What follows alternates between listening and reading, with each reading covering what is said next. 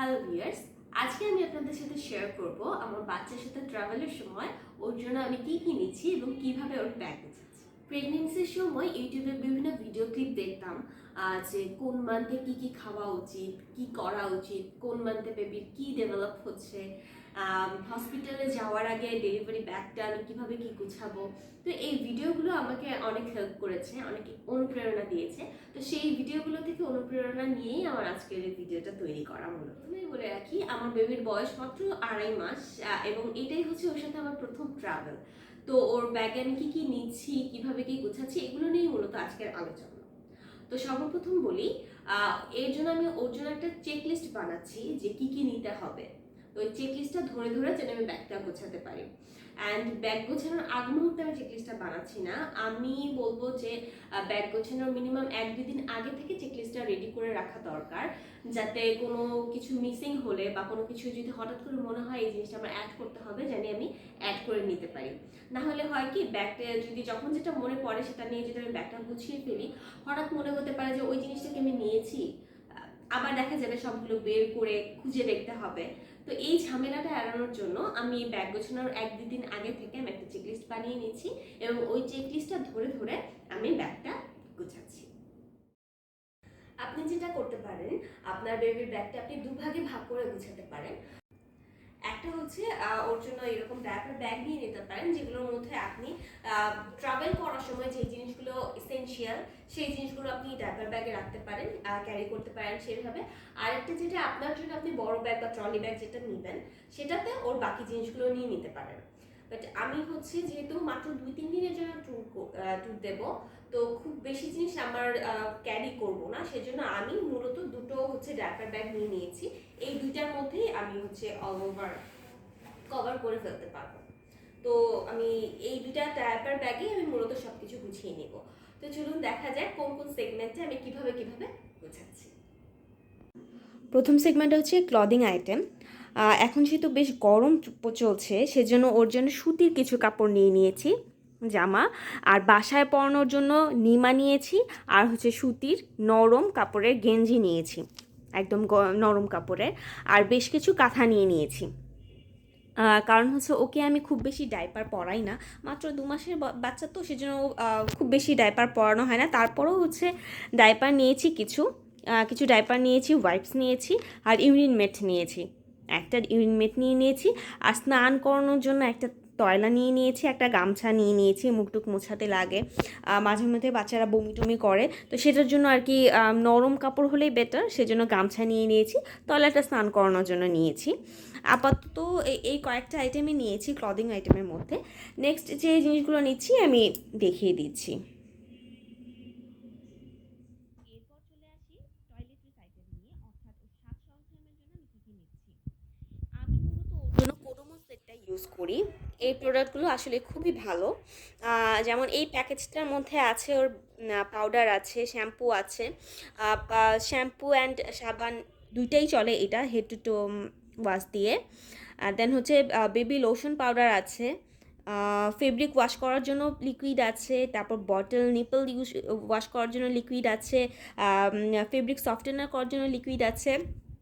তো এগুলো থেকে আমি সবগুলো আইটেম নিচ্ছি না, একদম ইসেনশিয়াল যেগুলো লাগবে সেগুলো নিচ্ছি। যেমন হচ্ছে প্রথমে আমি একটা সেপনিল নিয়ে নিচ্ছি, কারণ হচ্ছে ওকে ধরার জন্য বা ওকে খাওয়ানোর জন্য আগে একটু হাতটা ওয়াশ করে নেওয়ার জন্য আমি সেপনিলটা সবসময় সাথেই রাখি।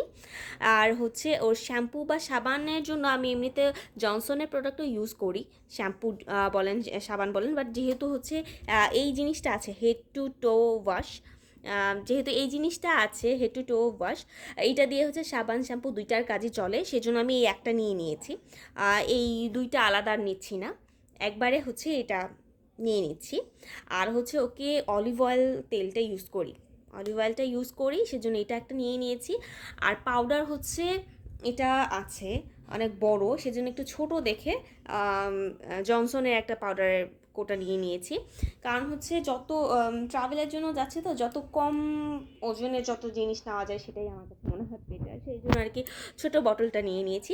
আর একটা চিরুনি নিয়ে নিয়েছি। চিরুনিটা কেন নিয়েছি, ওর মাথায় একটু খুশকির প্রবলেম আছে, যার জন্য ডক্টর বলেছে শ্যাম্পু দিয়ে একটু ভিজিয়ে একটু চিরুনি দিয়ে একটু ওয়াশ করে দিলে প্রবলেমটা চলে যাবে। সেই জন্য একটা চিরুনি নিয়ে নিয়েছি। এবারে চলে আসি ফুড আইটেমে ওর জন্য কী কী নিচ্ছি। ও তো মাত্র 2 মাস বয়স, ওকে তো ব্রেস্ট ফিডিংই করানো হয়, কিন্তু মাঝে মধ্যে হচ্ছে ওরকে ফর্মুলা মিল্ক খাওয়ানো হয়।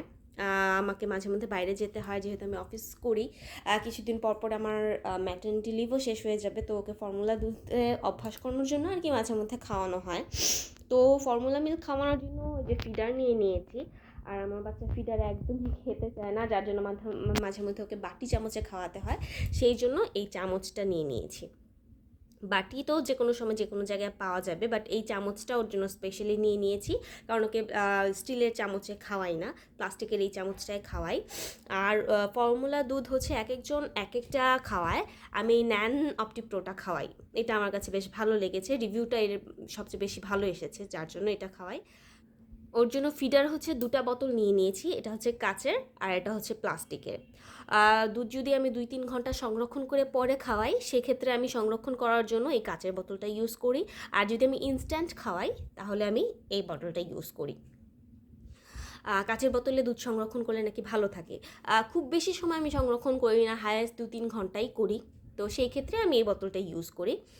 আর ওকে হচ্ছে ডাক্তার হচ্ছে ডি রাইজ এই মেডিসিনটা দিয়েছে, এটা মেইনলি ভিটামিন ডি এর জন্য দিয়েছে। তো এটা খাওয়ায়, এটা সবসময়ও হচ্ছে ডাক্তার বলেছে একটু দুধের সাথে মিক্স করে দেন খাওয়াতে। আমার বাচ্চা যেহেতু ফিডারে তেমন খেতেই চায় না, তো ফিডারও ওকে অভ্যাস করানোর জন্য চেষ্টা করা হয়, না হলে বাটি চামচে খাওয়াই। তো সেই ক্ষেত্রে আমি মাঝে মধ্যে ড্রপার ইউজ করি, সেই জন্য ড্রপারটাও নিয়ে নিয়েছি। আর হচ্ছে ওর জন্য একটা ভ্যাসলিন নিয়ে নিয়েছি। যদি একটু কোনো জায়গায় আর কি কেটে টেটে যায় বা একটু ছুলে যায়, যেহেতু ওর নখের আঁচড় দিয়ে মাঝে মধ্যেই মুখে একদম অবস্থা খারাপ করে ফেলে, সেক্ষেত্রে আমি একটু ভ্যাসলিনটা ইউজ করি। এক্ষেত্রে অনেকে আর্নিকা জেলটা ইউজ করে, আপনারা চাইলে আর্নিকা জেলটাও কিনে নিতে পারেন, বাট আমি ওটাতে যাচ্ছি না, আমি ভ্যাসলিনটা ইউজ করি। আর হচ্ছে এই দুধের বোতল, বাটি চামচ ধোয়ার জন্য আমি এই লিকুইডটা ইউজ করি, তো এইটা নিয়ে নিয়েছি, bottle and nipple liquid cleanser.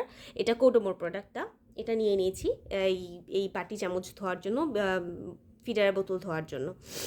আর এখানে একটা পলিথিন নিয়ে নিয়েছি, কয়েকটা পলিথিন ব্যাগ নিয়ে নিব, কারণ গাড়িতে যদি ও ডাইপার চেঞ্জ করাতে হয়, সেক্ষেত্রে ডাইপারটা তো আমি এমনি এমনি ফেলে দিতে পারবো না, সেক্ষেত্রে আমি কয়েকটা পলি ব্যাগ নিয়ে নিচ্ছি।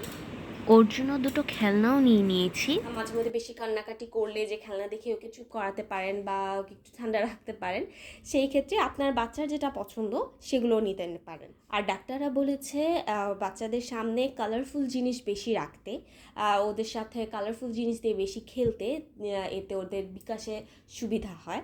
তো ওকে যেন রেড কালারের টয়েস আমি বেশি দিই, আর রেড কালারের পুতুলটাতে ওর বেশি রেসপন্স করে, আর